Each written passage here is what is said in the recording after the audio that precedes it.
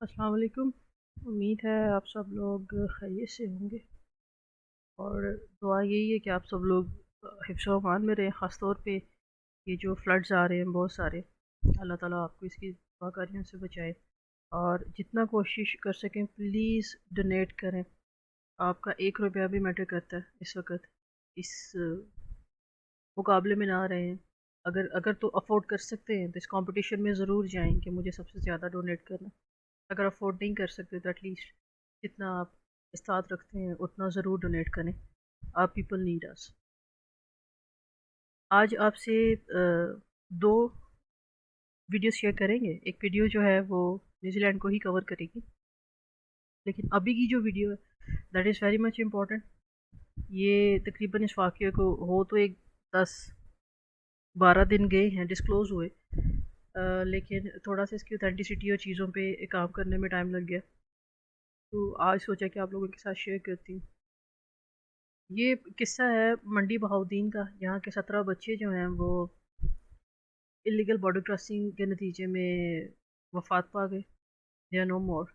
और उनको उनकी डेथ हुए 2 साल हो चुके थे, लेकिन ये डिस्क्लोज अब हुआ कि दे आर नो मोर। उनके रिलेटिव्स, उनके पेरेंट्स, आई डोंट नो उन्हें क्या बताया गया था, क्या इन्फॉर्मेशन दी गई थी कि उन्होंने इतना मुनासिब नहीं समझा इस 2 साल में इस बात को उठाने में। और वाह जी वाह, क्या बात है, हमारी एजेंट मार्केट इतनी स्ट्रॉन्ग तो है कि शीशे में उतारना उन्हें आता है कि जिनकी अ, जिनका जिनके बच्चे, जिनके बेटे, खूनी रिश्ते जो हैं वो जान से हाथ धो बैठे। 2 साल तक वो उनसे पूछने के भी मजाज नहीं थे। इस तरह की बातों से उनको बहला फुसला के दूर रखा गया। लेकिन फिर जब जो रिलेटिव्स थे उन्होंने बार बार इंक्वायर किया, पूछा इस बात को, तो जो एजेंट था उसने अंडर प्रेशर आके डिस्क्लोज किया कि जब लीबिया से इटली की तरफ, यूरोप की तरफ उन्हें पहुंचाया जा रहा था थ्रू वाटर क्रॉसिंग, तो वो बोट मिसिंग हो गई। मिसिंग तो क्या हुई होगी, वो बोट वो डूब गए होंगे, और बिला वजह कोई ऐसे ही नहीं डूब जाता है। समटाइम्स व्हेन एजेंट्स, वो जो कोस्ट गार्ड्स होते हैं, उनकी नज़रों में आ जाती हैं तो दे इंटेंशनली डू दिस, डबो देते हैं। ये बच्चे जो हैं इनकी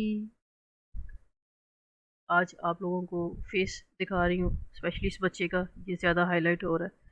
he is also from Mandi Bahauddin, standing with his father. अब मुझे ये बताएं कि इतनी नौजवान जो मौतें हैं वो देखने के बाद में, उसके बाद में भी आप लोग कैसे इतनी करीज और इतना हौसला कर लेते हैं कि आप इलीगल बॉर्डर क्रॉसिंग करवा देते हैं।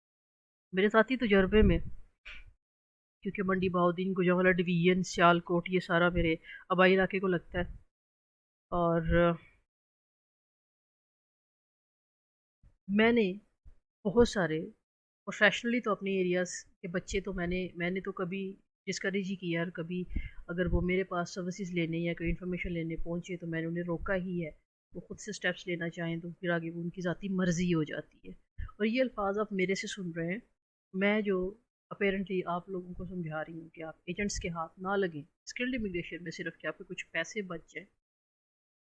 ये मैं कह रही हूँ कि मेरे पास आते हैं बच्चे जानने वालों के, मैं उन्हें सख्ती से रोक देती हूँ, मना करती हूँ, नुकसानात बता देती हूँ, लेकिन फिर भी वो जाना चाहें तो आगे उनकी मर्ज़ी। ये जो टर्म होती है ना, फिर भी वो जाना चाहें तो आगे उसकी मर्ज़ी, यही वो टर्म होती है जिसके बाद में अब आप पे फैसला आ जाता है कि आपने ये करना है कि नहीं।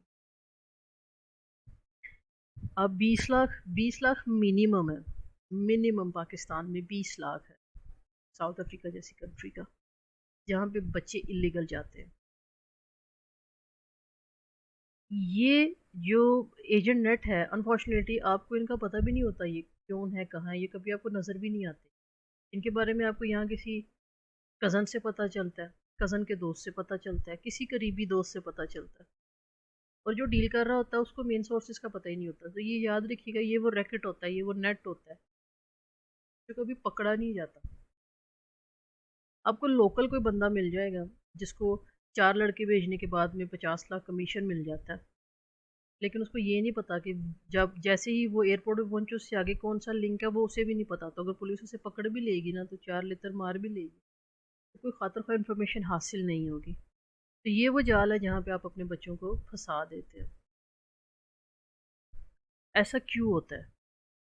क्योंकि हमारी मार्केट डिस्करेजिंग है। अनफॉर्चुनेटली हम लोग खुद मॉरली इतने करप्ट हो चुके हैं अपने एथिक्स में, प्रोफेशनल एथिक्स में, कि हम लीड करते हैं मिडिल क्लास फैमिलीज़ को, लोअर मिडिल क्लास फैमिलीज़ को, कि वो ये स्टेप्स लें ताकि वो जो एक फाइनेंशियल कॉम्पिटेंसी क्रिएट कर दी गई है, रिसोर्सेज, ज़िंदगी की बेसिक नीड्स इतनी महंगी हो गई हैं उसको अफोर्ड करने के लिए भी, और उसके अलावा लाइफस्टाइल के कंपटीशन में भी इतना ज़्यादा बढ़ गए हैं कि ये चीज़ें बड़ी इंपॉर्टेंट होने लग जाती हैं उन लोगों के लिए कि they need to earn more. और अनफॉर्चुनेटली क्योंकि पाकिस्तान इकोनॉमी के हिसाब से स्ट्रगलिंग कंट्रीज़ में अभी बड़ा मुश्किल है इसके लिए, इस चीज़ में से बाहर निकलना, तो हम लोग रोज़गार कमाने के लिए अपने बच्चों को जल्दी ज़्यादा रोज़गार कमाने के लिए, ज़्यादा कमाई करने के लिए बाहर की जहाँ पे स्टेबल करेंसीज है वहाँ पे भेजना पसंद करते हैं। आई एडवोकेट दी आइडिया, मैं पर्सनली इस आइडिया की तायद करती हूँ।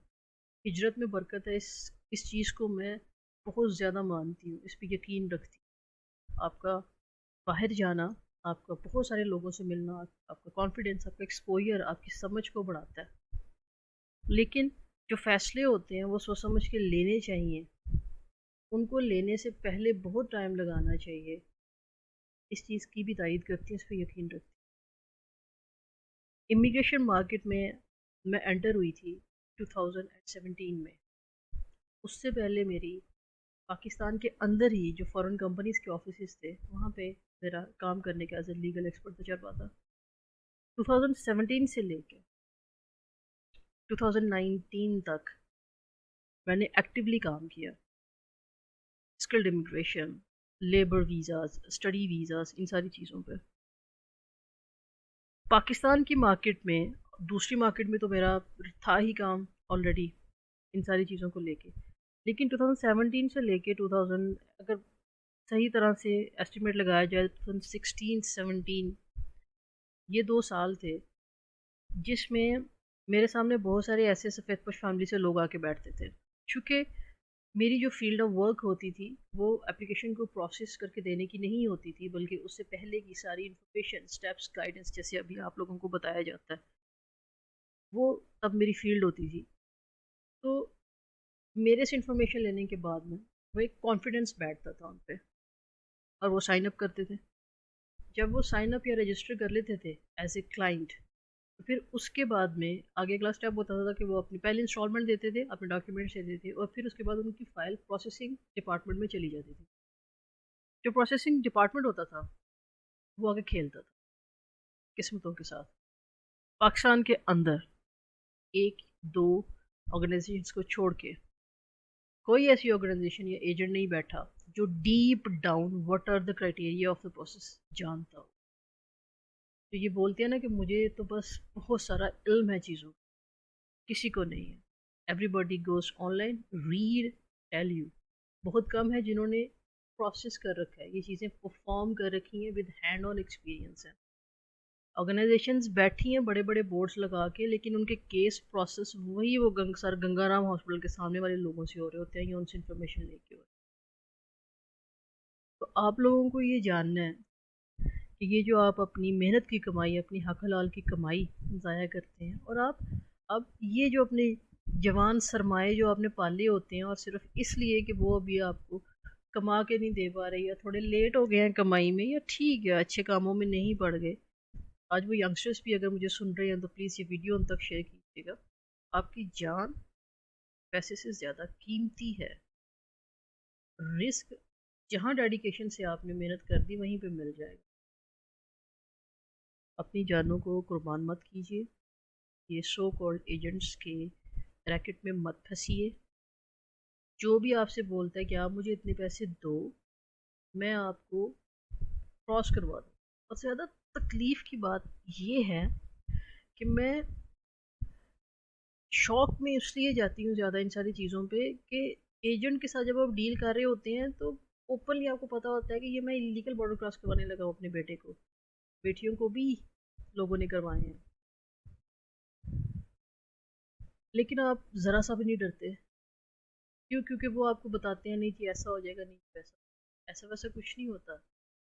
ये ऐसा होता है कि जो आपके सामने ये मासूम चेहरे हैं, ये जो यंगस्टर्स हैं 17, जो कि 2 साल के बाद अब नहीं हिस्सा रहे इन लोगों की ज़िंदगियों का, ये उनके बारे में। तो खुदारा प्लीज़ बराए मेहरबानी कोशिश कीजिए कि आप इन एजेंट्स के हाथ ना लगे। 20 लाख 30 लाख उन लोगों को दे के बच्चा बाहर भेजने के लिए रेडी हैं, या आपके बच्चे को किसी ने बता दिया कि बाहर जाती है वो पता नहीं कहाँ से करोड़ों रुपए कमा लेगा, इस खाम ख्याली से बाहर निकलिए। जब आप इन एजेंट्स के थ्रू अगर सक्सेसफुली बॉर्डर क्रॉस करके बाहर चले भी जाते हैं तो वहाँ पे आपको इंतहाई बेसिक जॉब्स करना पड़ती हैं, क्योंकि आपका कानूनी स्टेटस नहीं होता। वहाँ पे आपको जाली डॉक्यूमेंट्स प्रोवाइड किए जाते हैं, और जैसे ही वहाँ पे लॉ इन्फोर्समेंट या पुलिस के छापे जिन्हें हम अफ़याम में कहते हैं, क्योंकि मुझे लगता है मेरी ऐसी ऑडियंस है इसलिए मैं उनको आसान चीज़ें समझाना चाह रही हूँ कि जब ये पुलिस के छापे पड़ते हैं ना, तो उस वक्त उन लोगों को यहाँ छुप जाओ, वहाँ छुप जाओ, यहाँ से भाग जाओ, वहाँ से भाग जाओ, ये सब कुछ करना। तो ज़िंदगी वहाँ जाके भी आसान नहीं है। ये जो मोटे डॉलर और यूरो सब थ्रू प्रॉपर चैनल, बहुत सारी अप्रूव लेबर एजेंसीज बैठी हैं जो लेबर लेके जाती हैं।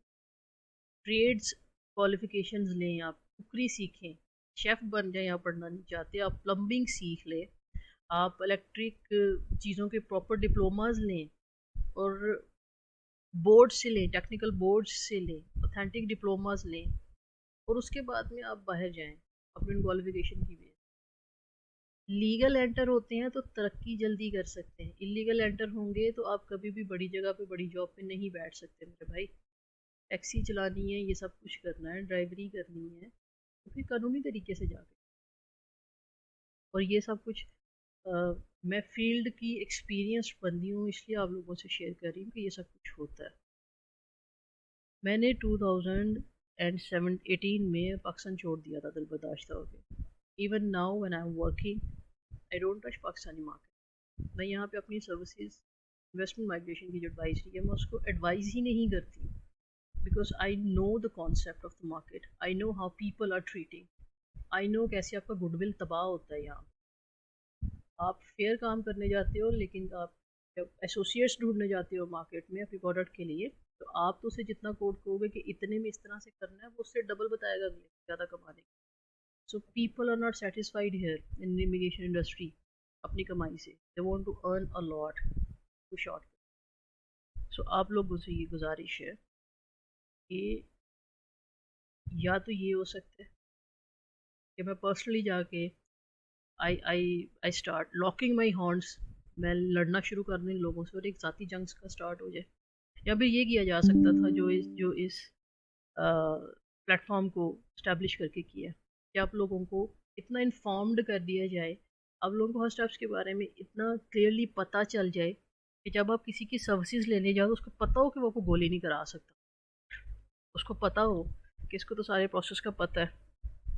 यहाँ से जब आपको इल्म होता है ना चीज़ों के बारे में, तो फिर मार्केट, फिर इंडस्ट्री चेंज होना शुरू हो जाती है। This is going to be a slow change, लेकिन आई कैन सी आज से 2 से 3 साल में इंशाल्लाह आप लोग जो भी 500 और कुछ सुन रहे हो, कभी ये 1000 भी हो जाएंगे, 2000 भी हो जाएंगे, वर्ड ऑफ माउथ के ज़रिए जब ये इन्फॉर्मेशन लोगों तक पहुँचना शुरू होगी, फिर हम इन चीज़ों को जान लेंगे, तो हम ये जो माफिया है मार्केट में, एजेंट माफिया, हम उसको किसी हद तक तो ख़त्म करेंगे, उसे किसी हद तक तो रोक सकेंगे। याद रखिए आपकी ज़िंदगियाँ ज़्यादा मैटर करती हैं। अगर आप बाहर जाके कमाना चाहते हैं तो कानूनी तरीके से जाएं। यूरोप कोई बड़ी मार्केट नहीं है, गल्फ़ बहुत अच्छा है अगर आपकी क्वालिफ़िकेशन मैट्रिक या इंटर है, सऊदी अरब बहुत अच्छा है अगर आपकी क्वालिफ़िकेशन मैट्रिक या इंटर है, टर्की बहुत अच्छा है, आपकी फ्रेंड कंट्री है अगर आपकी जो क्वालिफ़िकेशन है वो कम। तो वहाँ पे जाके जॉब सर्च करें, और जॉब सर्च करके फिर आप अपने करियर को स्टार्ट करें। कानूनी तौर पे वहाँ पे होंगे, प्लम्बिंग से स्टार्ट करेंगे, किसी कंपनी का ठेका मिलेगा, ठेकेदार बनेंगे, ऐसा ऐसा बिजनेस बढ़ा सकेंगे क्योंकि कानून इजाज़त देता होगा।